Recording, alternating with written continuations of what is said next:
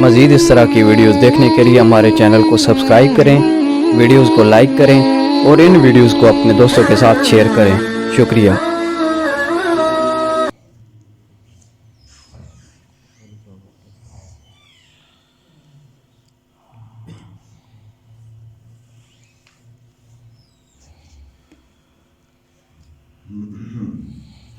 السلام علیکم ورحمۃ اللہ وبرکاتہ۔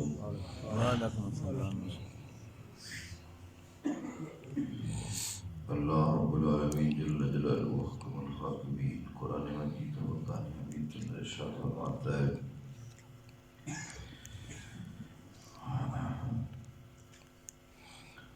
ثم قست قلوبكم من بعد ذلك فهي كالحجارة أو أشد قسوة وإن من الحجارة لما يتفجر منه الأنهار وإن منها لما يشقق فيخرج منه الماء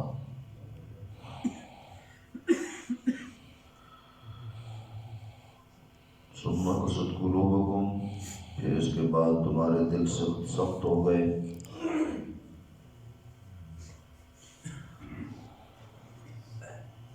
فهي كالحجارة من بعد ذلك فهي كالحجارة، تو وہ پتھروں کی مثل سخت ہو گئے، او اشد قسوہ، بلکہ اس سے بھی زیادہ سخت۔ وَإِنَّ مِنَ الْحِجَارَةِ لَمَا يَتَفَجَّرُ مِنْهُ الْأَنْهَارُ، اور پتھر تو کچھ ایسے ہوتے ہیں جن کے اندر سے نہریں جاری ہو جاتی ہیں۔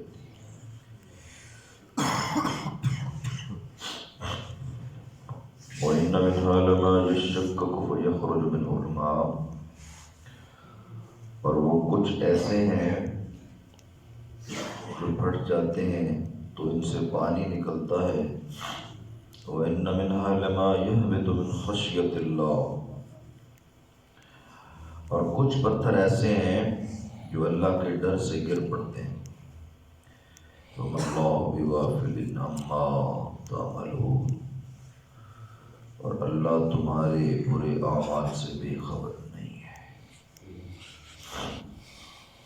قرآن مجید فرقان حمید کے اندر اللہ نے منافقین کو، جن کے دل نصیحت قبول نہیں کرتے اور کوئی نہ کوئی بہانہ لگا کر گھروں میں بیٹھے رہتے ہیں اور اللہ کے حکم کی نافرمانی کرتے ہیں، ان کے متعلق ارشاد فرمایا کہ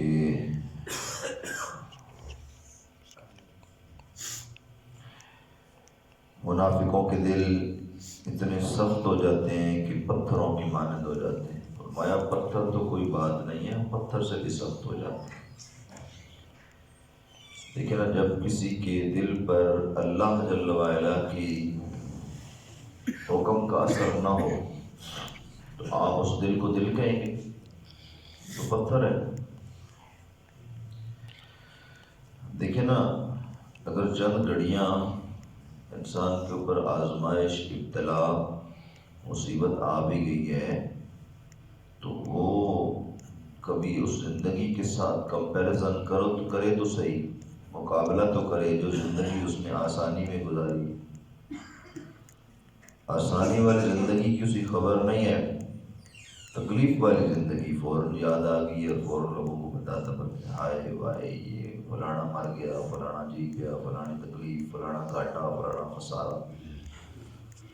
فرمایا یہ ان کے دل سخت ہو گئے، انہیں اپنے رب کی طرف رغبت نہیں رہی ہے۔ او اشد قسوہ، بلکہ یہ پتھر سے بھی سخت ہو گئے۔ وَإِنَّ مِنَ الْحِجَارَةِ لَمَا يَتَفَجَّرُ مِنْهُ الْأَنْهَارُ، اور پتھروں کی بھی بڑی قسمیں ہوا کرتی ہیں، پتھر بھی بڑے اچھے اچھے پتھر ہیں۔ فرمایا کچھ پتھر ایسے ہیں جن کے اندر سے اللہ کے خوف سے نہریں نکل پڑتی ہیں۔ ہم یہ سمجھتے ہیں کہ ہم مری جاتے ہیں، مظفر آباد جاتے ہیں، پہاڑوں کی سیر کرنے جاتے ہیں، ناران کاوان جاتے ہیں تو وہاں سے جو پانی پتھروں سے نکل رہا ہوتا ہے یہ چشمہ ہے، ایسا ہی ہے نا؟ کہ چشمے نکل رہے ہیں، اصل میں وہ اللہ کے خوف سے رو رہے ہوتے ہیں۔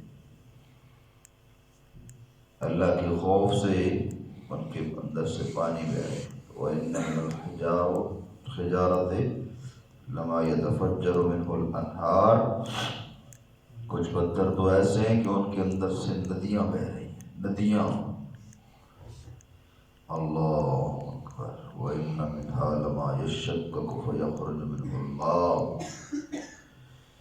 اور کچھ پتھر پھٹ جاتے ہیں اللہ کے خوف سے اور وہاں سے پانی بہنا شروع ہو جاتا ہے۔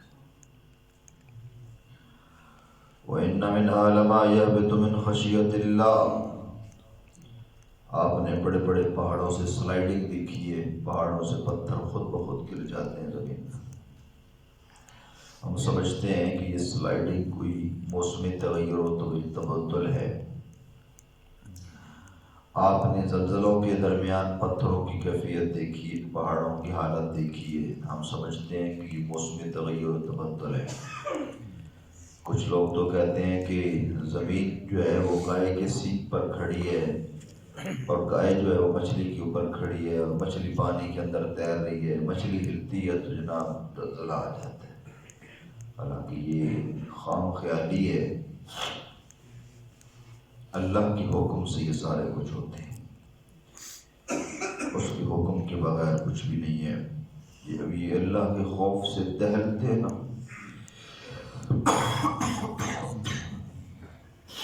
اللہ اکبر۔ اللہ کے خوف سے جب پتھروں کے کلیجے پھٹتے ہیں نا تو زمین پر پھر زلزلے آ جاتے ہیں۔ امام اہل سنت رحمۃ اللہ علیہ نے اس پر تحقیقی ایک رسالہ فتاوی رضویہ شریف کے اندر لکھا ہے کہ زمین میں زلزلے کیوں آتے ہیں۔ قرآن و حدیث کی روح سے آپ نے لکھا ہے کہ یہ جو اہل زمین پر رہتے ہوئے اللہ کی نعمتیں کھاتے ہوئے ناشکری کرتے ہیں نا اور گناہ میں مست ہو جاتے ہیں، تو ان گناہوں کی مستی اور نحوست کی وجہ سے زمین تھر تھر آ جاتی ہے، زمین سے صبر نہیں ہوتا، زمین کانپ جاتی ہے، اور یہ زمین جنبت جنبت گل محمد ہے جی، یہ زمین تو ہل جاتی ہے لیکن یہ اپنے گھر سے ہلتا نہیں ہے، پتہ نہیں عجب انسان ہے۔ اللہ تعالیٰ قرآن مجید میں ارشاد فرماتا ہے پھر اس کے بعد تمہارے دل سخت ہو گئے، ذالک فہی کالحجارہ، وہ دل پتھروں کی مانند ہو گئے تمہارے، بلکہ فرمایا او اشد قسوہ، بلکہ پتھروں سے بھی سخت ہو۔ کیوں کہ پتھر تو اللہ کے خوف میں ڈر جاتے ہیں، کانپ جاتے ہیں، پھٹ جاتے ہیں، نہریں بہا دیتے ہیں، ندیاں چلا دیتے ہیں، لیکن تمہارے دل کیسے؟ نماز پڑھی، نماز کے بعد ساتھ ہی غیبت کا چرخہ چل گیا، نماز پڑھی ساتھ ہی برائی کا چرخہ چل گیا، جی قرآن پڑھا ساتھ ہی جناب گالم گلوچ برائی کا سلسلہ چل رہا ہے۔ اللہ اکبر کبیرہ۔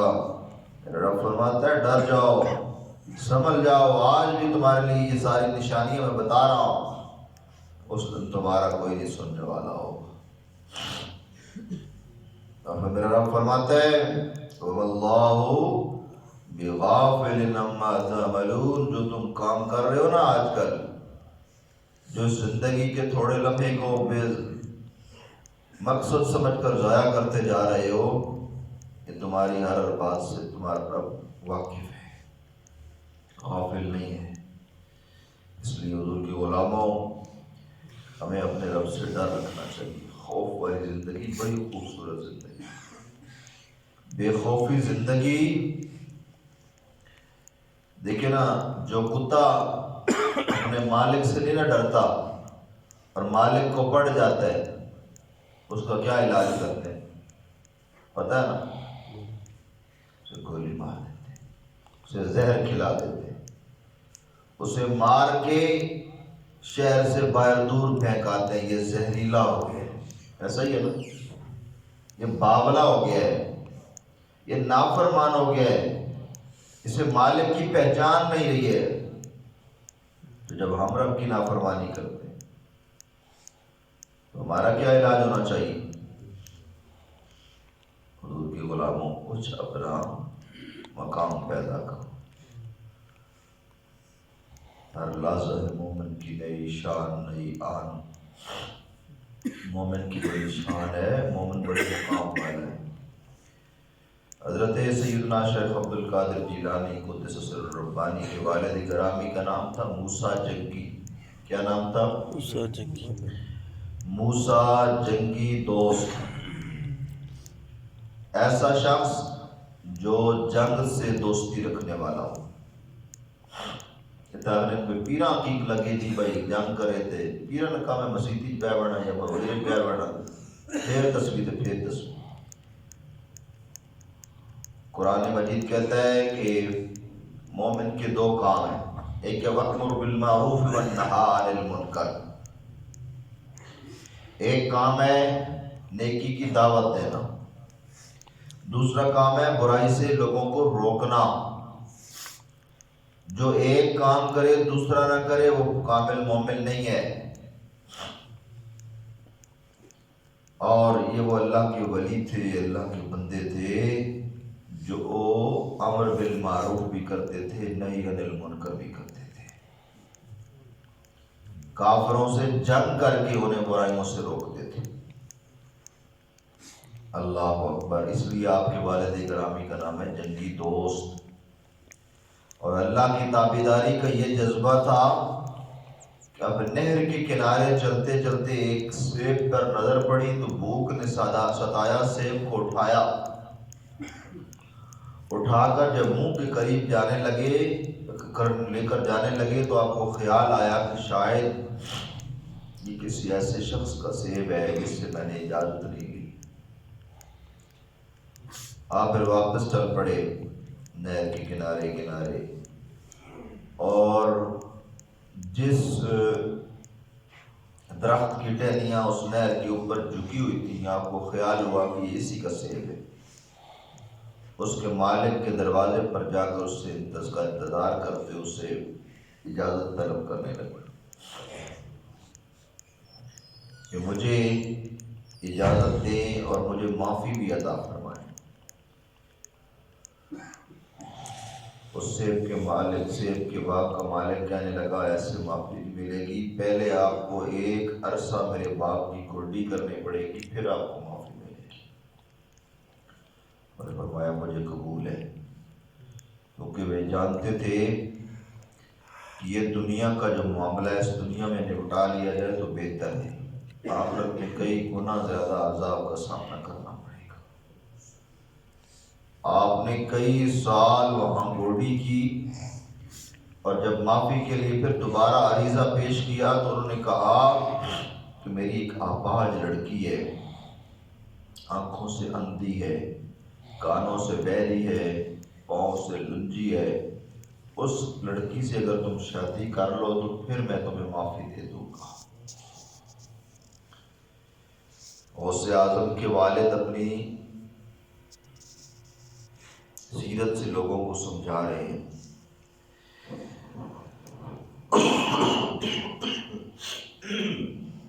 اپنی سیرت سے لوگوں کو سمجھا رہے ہیں لوگوں اگر دنیا میں ایک سیب کی معافی اس طرح بھی مل جائے کہ کئی سال گوڈی کرنے کے بعد بھی تو سودا مہنگا نہیں ہے، سستا ہے. اور لوگوں کو بتا رہے لوگوں اگر کسی اندھی لولی لنگڑی کے ساتھ بھی شادی کرنے کے لیے کوئی شرط رکھ دے تو دنیا میں یہ سودا قبول کرنا یہ سستا ہے، مہنگا نہیں ہے. لیکن ولی را ولی می شناس وہ بھی اللہ والے تھے جن کا باپ تھا، وہ سمجھ گئے کہ جو ایک سیب کو بغیر اجازت کے نہیں کھاتا وہ کتنا پرہیزگار ہو،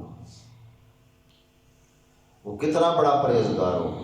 آپ کی والدہ ماجدہ نہ تو اندھی تھی غوث پاک کی، نہ کان سے بہری تھی، نہ آنکھوں سے اندھی تھی، نہ جسم کا کوئی حصہ شل تھا، بلکہ آپ کے والد گرامی اور حضرت غوث اعظم کے نانا جان فرماتے ہیں اے بیٹا آنکھ سے اندھی اس لیے کہ آج تک اس نے کسی غیر محرم کو نہیں دیکھا،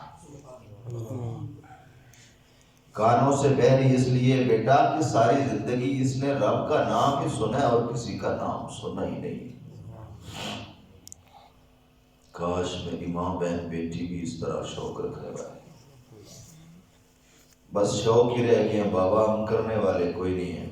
کل میں نے یہ جو واقعہ رات کو آپ کو پیش کیا سیدنا سلیمان والا، میں نے کہا بڑے سر دھنتے ہیں، عرصہ ہی ہو گیا لوگوں کو سناتے، میں اپنے آپ سے بات کر رہا تھا، عرصہ ہی ہو گیا یار لوگوں نے سنانے تینوں بجناب سلیمان علیہ السلام کا ایک غلام تھا، اس نے ایسا کر دیا، کبھی یہ بھی سوچے بھی کبھی وہ غلام اسی بھی بن جائیے۔ آیا بس مزہ لے لو بھائی، مزہ، یہ مزہ لیتے لیتے زندگی گزر رہی ہے، کبھی یہ سوچا ہی نہیں ہے۔ بولے شاہ تو اردیاں پڑھنا ہے، جڑا گھر بیٹھا انہوں پڑھے ہی خود اپنی خبر نہیں ہم لیتے، بس صرف سناؤ جی بتا چنگی گل، مزہ آیا جی، مزہ آیا مزہ آیا، مزہ لینے والے لے کے چلا گیا، دینے والا دے کے چلا گیا، نہ عمل کی اس کو خبر نہ اس کی خبر، دونوں عمل سے بے خبر، بس صرف مزے لیتے چلے گئے۔ حضور کی غلاموں یہ زندگی مزوں کے لیے نہیں عمل کے لیے۔ کس نے کہا یہ دنیا مزوں کے لیے؟ اللہ اکبر کبیرہ، انبیاء کرام علیہ السلام ایک ایک پل امتحان میں گزارے اور دور میں اس دنیا میں مزے لیتے تھے۔ یہ دنیا مزوں کے لیے نہیں، عمل کی دنیا ہے۔ ہر لحظہ ہر لمحہ اپنے رب کی خوف اور خشیت میں گزارنے کے لیے اللہ نے ہمیں ہدایت دی۔ اللہ رب فرماتا ہے وَاللَّهُ بِغَافِلٍ عَمَّا تَعْمَلُونَ، میں تمہارے عملوں سے بے خبر نہیں ہوں، میں دیکھ رہا ہوں کہ جو تم کر رہے ہو۔ سیدی شیخ عبد القادر جیلانی رحمت اللہ تعالی علیہ آپ کے نانا جان فرماتے ہیں بیٹا میں نے تجھے اس لیے یہاں پر گوڈی پہ لگایا کہ کیا تو واقعی سچی طلب والا ہے یا ایسے ہی بس سیب اٹھا کے لے آئے؟ تو جب میں نے تجھے پایا کہ تو ایک سیب کی معافی کے لیے رب سے اتنا ڈرتا ہے تو اپنے رب کے حقوق پوری کرنے کے لیے رب سے کتنا ڈرتا ہوگا۔ اس لیے اپنے دل کو رب کے خوف سے آراستہ کریں۔ انسان کی زندگی کا حسن رب کا خوف ہے۔ کیوں جاتے ہو گورڑا شریف، تمہارے پاس کیوں نہیں لوگ آتے؟ کیوں جاتے ہو اجمیر شریف، تمہارے پاس لوگ کیوں نہیں آتے؟ تم بھی اسی آدم کے بیٹے نہیں ہو، اسی حوا کی اولاد نہیں ہو، تم بھی اسی نسل کے لوگ نہیں ہو؟ لیکن بات یہ ہے کہ انہوں نے اپنے آپ کو خوف خدا سے آراستہ کیا، پتھر پھٹے تو ان سے ندیاں بہہ گئیں، اور انسان کا دل جب خوف خدا میں مبتلا ہوتا ہے تو وہ دل پھر عام نہیں جو رہتا، اللہ کا عرش بن جاتا ہے،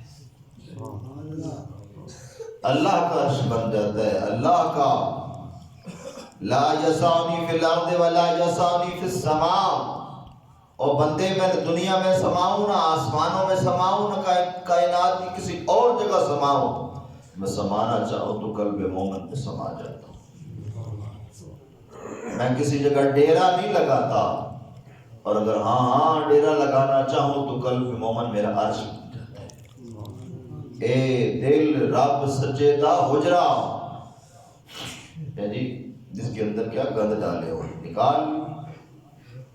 کیوں اپنی دل کی دنیا آخرت کی دنیا برباد کرتا ہے؟ اس میں کسی غیر کی محبت ڈالنے کا وقت نہیں ہے بھائی، ہمارے پاس تھوڑے سے وقت کے لیے آیا تو یہ اسی کا ہے، اسی کا ٹھکانہ۔ اللہ کرے یہ اسی کا ٹھکانہ رہے، اور جن کا ٹھکانہ یہ دل کسی اور کا ٹھکانہ ہوتا ہے وہ نہ اس دنیا کے نہ آخرت کے، نہ ان کی یہ دنیا بھی برباد ہے اور آخرت بھی برباد ہے۔ اللہ اکبر کبیرہ، ساری زندگی جنہوں نے خوف خدا میں گزاری پھر میرا مالک ان کی قبریں بھی آباد کر دیتے ہیں، ان کی نسلیں بھی آباد کر دیتے ہیں۔ قرآن مجید کہتا نہیں ہے کہ جناب خضر علیہ السلام اور جناب موسیٰ علیہ السلام جب اکٹھے ہوئے تو جناب خضر علیہ السلام نے کہا کہ جناب موسیٰ علیہ السلام نے کہا کہ مجھے بھی علم لدنی چاہیے، میں علم لدنی چاہتا ہوں۔ ایک موقع پر ایک دیوار کو جناب حضرت خضر علیہ السلام نے بنانا شروع کیا، وہ گری ہوئی تھی، دیوار بنا دیا، دیوار سے سارا راستہ رک گیا۔ جناب موسیٰ کہنے لگے جناب یہ آپ نے راستہ روک دیا، آپ نے فرمایا میں نے آپ کو کہا تھا آپ نے خاموش رہنا ہے۔ بعد میں جب راز کھلا تو پتہ چلا یہ وہ دیوار ہے جس کے نیچے ایک ایسے بچے کا خزانہ ہے جو نیکوں کی اولاد ہے۔ سبحان خود نیک نہیں ہے، نیکوں کی اولاد ہے۔ خود اللہ سے ڈرنے والا نہیں، ان کی اولاد ہے جو اللہ سے ڈر جایا کرتے تھے۔ میرا مالک فرماتا ہے تمہیں میں تمہاری نسلوں کو بھی رنگ دوں گا، مجھ سے خوف رکھ کے تو دیکھو۔ سبحان اللہ۔ یار کیا یخ مارنی ہے زندگی میں، کسی کا حق کھایا تو کیا کھایا، کیا گند کھایا، کسی کو دبوچ لیا تو کیا دبوچا، اپنے نفس کو کیوں نہیں دبوچتے، کسی پہ روب ڈالا تو کیا ڈالا، کسی کمزور کو دبا لیا تو کیا دبایا۔ اور اپنے خوف سے خود، رب کے خوف سے خود نہیں دب جاتے۔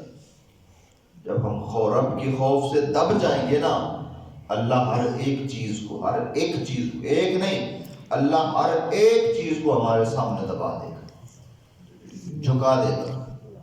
وہ حدیث پاک میں سن رکھی آپ نے،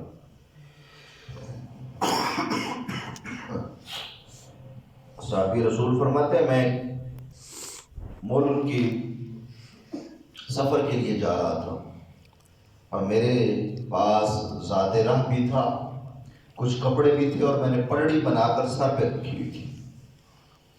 راستے میں ایک دریا آیا، اس دریا سے میں عبور کرنے لگا۔ دریا کو میں نے جب آدھا کر لیا تو دیکھا سامنے شیر کھڑا ہے۔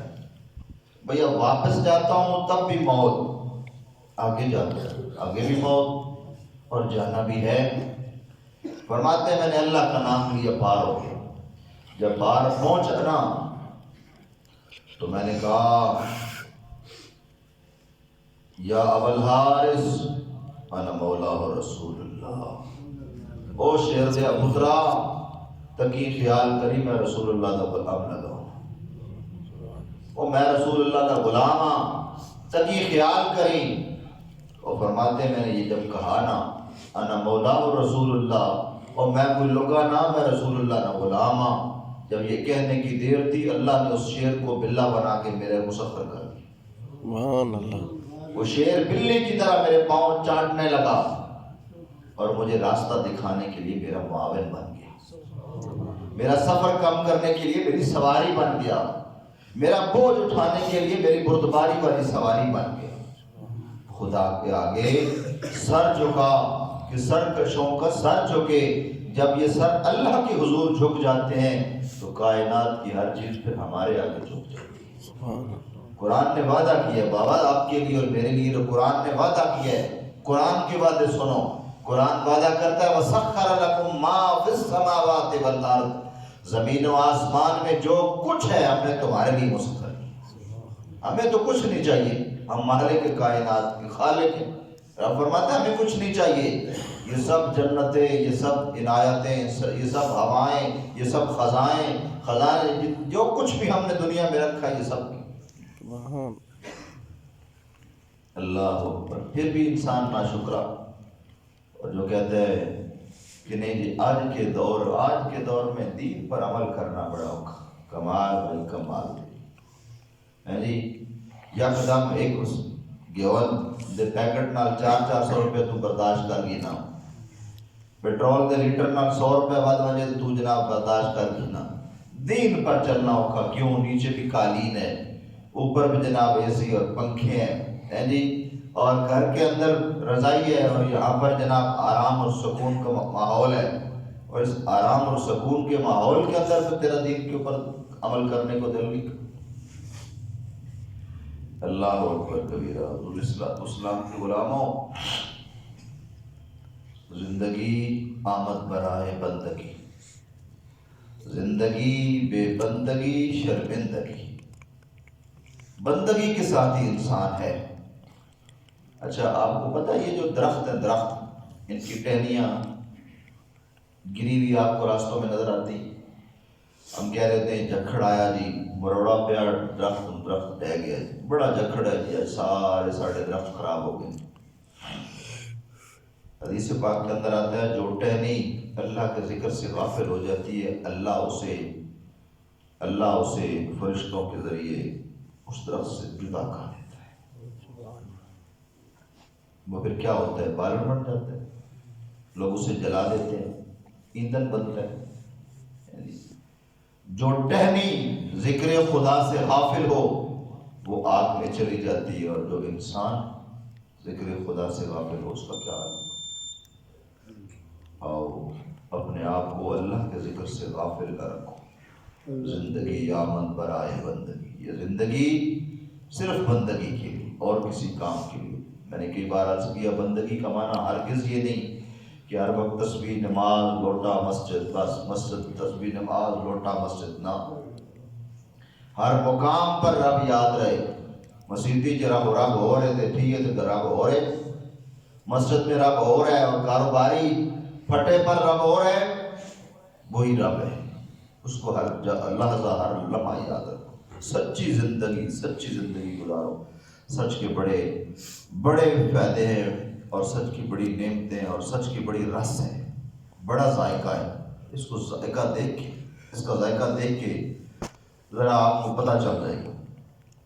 پتہ نہیں کون کہہ رہا تھا، مجھے یہیں کسی نے کہا کہ راولپنڈی کے اندر کوئی کسی کا الیکٹرک کا سٹور ہے، بجلی کا سامان رکھا ہوا اس میں، اور وہ کہتے جب اذان ہو جاتی کہتے نکلو میری دکان چو باہر، میں نماز پڑھنی، نکلو باہر۔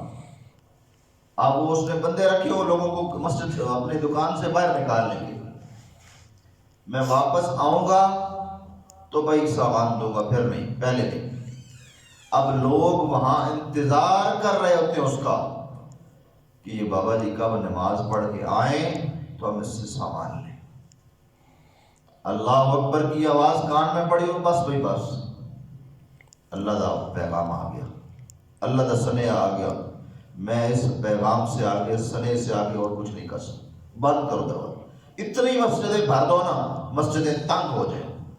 جب تم یہ عمل کرنا شروع ہو جاؤ گے نا، اللہ تمہیں اتنے بھاگ دے گا، تم بھاگوں سے تنگ ہو جاؤ۔ آؤ اس راستے پہ چلے جس راستے پر خیر ہے، شر والے راستے سے اللہ میں بچائے، آمین بجاہ نبی کریم۔